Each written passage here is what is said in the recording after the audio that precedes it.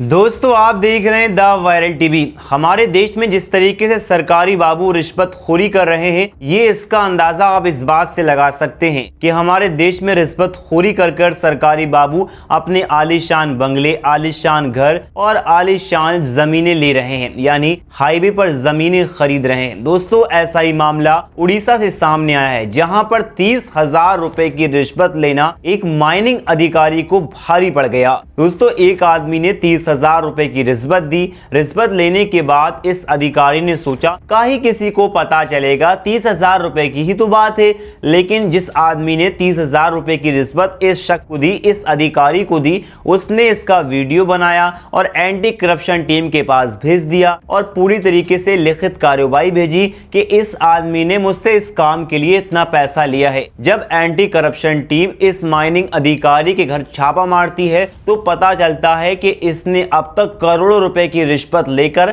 अपने आलीशान बंगले बना रखे हैं और इसके घर में करोड़ों रुपए का कैश बरामद हुआ। दोस्तों इस अधिकारी को 30,000 रुपए की रिश्वत के चक्कर में अपनी सारी संपत्ति गंवानी पड़ रही है और अपनी नौकरी भी गंवानी पड़ेगी। दोस्तों ये मामला कहां का है, मैं आपको इस वीडियो में आसान भाषा में बताऊंगा। उससे पहले मेरी आपसे गुजारिश है, अगर आप चैनल पर नए हैं तो चैनल को सब्सक्राइब करें। आपका लाइक हमारी मेहनत का फल है, वीडियो को शेयर करें। दोस्तों आपने अक्सर देखा होगा, अगर आपको कोई सरकारी काम करवाना है तो सरकारी बाबू को चाहिए पैसा।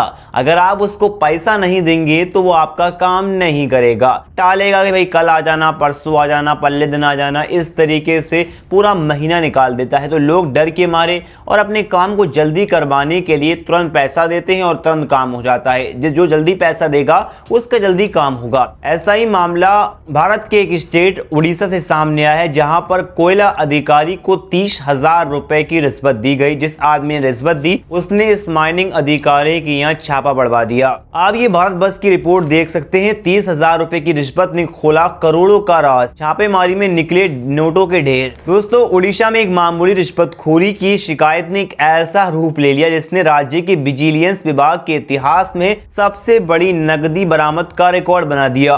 माइंस विभाग ने एक वरिष्ठ अधिकारी की गिरफ्तारी के बाद जांच में करोड़ों रुपए की नकदी और भारी मात्रा में संपत्तियों का पता चला है। इस मामले ने राज्य में भ्रष्टाचार और अवैध संपत्ति को लेकर गंभीर सवाल खड़े कर दिए। दोस्तों सबसे पहले जो एक वीडियो आया है जिसमें नोट गिन रहे हैं अधिकारी, पहले आप ये वीडियो देखिए और फिर मैं आपको इस खबर को और डिटेल में बताऊंगा आखिर ये मामला कैसे हुआ और ये कहां का है।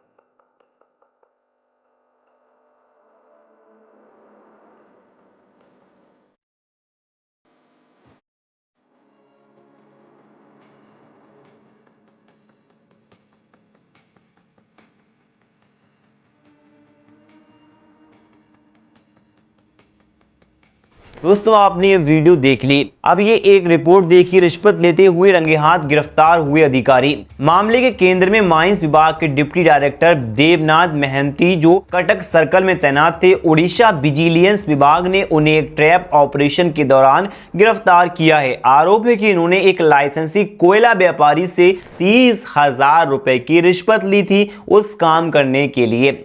अब ये वही बात है कि लालच बुरी बला है, आज साबित हो गया है। अगर आप लालच करेंगे, आप जहां तक सीमित है वहीं तक सीमित रहिए। आप हराम का पैसा और गलत तरीके से लोगों को दबाकर पैसा कमाएंगे तो एक न एक दिन तो आपका भांडा फूट ही जाएगा। ये उड़ीसा के एक माइनिंग अधिकारी को 30,000 की रिश्वत लेना भारी पड़ गया है। 30,000 की रिश्वत के चक्कर में इनका 4 करोड़ का रिश्वत का भांडाफोड़ हो गया।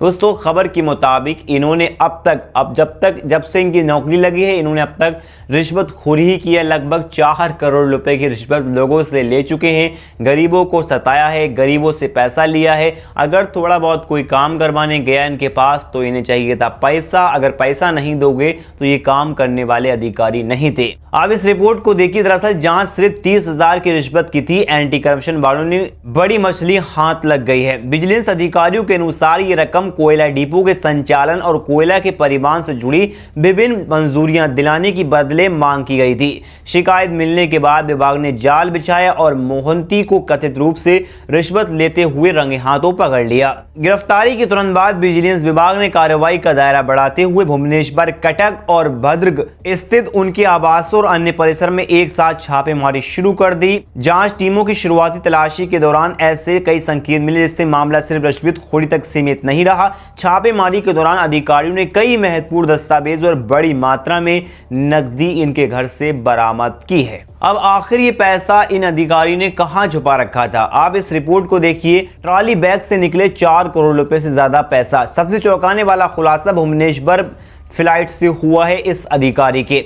विजिलेंस विभाग को यहां ट्रॉली बैग, अलमारी और अन्य स्थानों में छिपाकर रखे गए 4 करोड़ से अधिक नगद मिले। अधिकारियों का कहना है ये उड़ीसा विजिलेंस विभाग के इतिहास में अब तक की सबसे बड़ी नकदी बरामद की गई है।